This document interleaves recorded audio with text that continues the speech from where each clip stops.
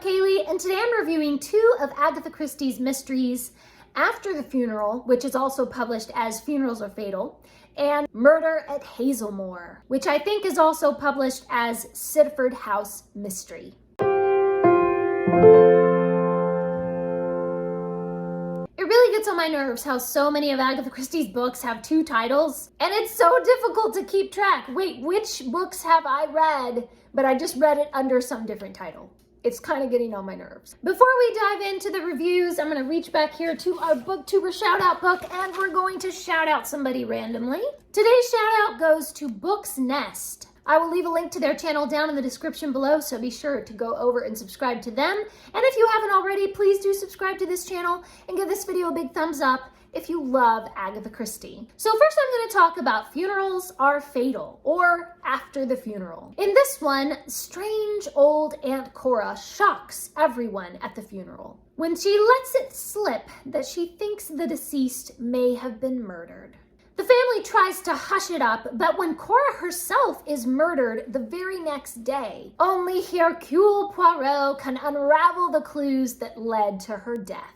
As Poirot investigates, one person is nearly poisoned and another person is coshed on the head. People that attended this funeral keep getting attacked. And can Poirot catch the murderer before more people are killed? I loved reading this cozy mystery. I had actually already watched the TV episode of this particular mystery with David Suchet playing Poirot. So I actually already knew the solution to the mystery. I already knew the whodunit, but that didn't ruin my enjoyment of the book at all. In fact, it was fascinating to see how all the little clues and the red herrings were so cleverly laid in place. And then of course it was a delight to see how Poirot reveals the truth at the end. Poirot says in the book that he is studying people. He focuses on the personalities and the little quirks of each person, pondering which one of them might be capable of murder. It was so interesting to see all these different characters being analyzed. And of course, I love Agatha Christie's writing style. She really draws you into the story. She just paints a picture in every scene, and there's plenty of suspense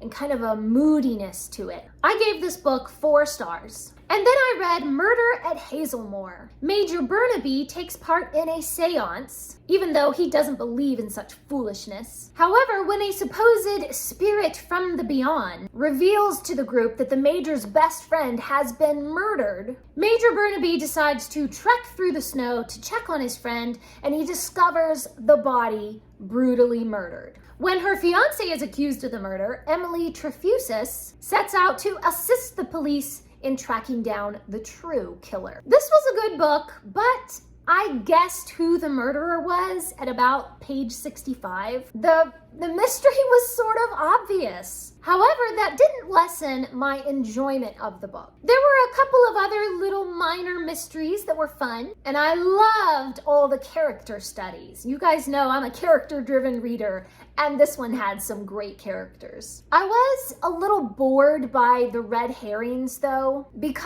I had already guessed who the murderer was, these red herrings just all kind of seemed to lead to nowhere, and they were full of coincidences, and it was just kind of, You're presenting me with a red herring, but I don't believe it. But I really did like the interesting characters in this book. Emily is a force to be reckoned with. She is determined, and she's fierce, and she's brilliant. It was really interesting to see how she interacted with different characters, because she would change her approach to each person to get information from them. She was actually a little manipulative, but somehow I still really liked her. I was definitely interested in Major Burnaby. He seems like just this straightforward military man with no nonsense about him, but he actually has a really complex personality. And I liked Inspector Narracott. He's intelligent, he has a good instinct for the truth. He's sort of in the background of Emily's amateur investigation, but he has a finger in every pie. He's kind of working behind the scenes in a quiet way, unobtrusive, but efficient, and definitely effective. The writing, of course, is wonderful. It just draws you right into that setting. It's set in a tiny village on the edges of the bleak moor in Dartmoor. It's the dead of winter and the snow is falling thickly. I actually had to cozy up with a warm blanket while I was reading this one because the descriptions of the weather and the snow and everything, it actually made me feel cold. That's how good the writing is. I did enjoy this book despite guessing pretty quickly who the murderer was. And I ended up giving this one 3 stars. Please leave me a comment down below and let me know what is one of your favorite Agatha Christie mysteries, and if you ever guessed who the murderer was pretty early on in the book. Thanks for watching. Please do subscribe, and remember, the right book in the right hands at the right time can change the world.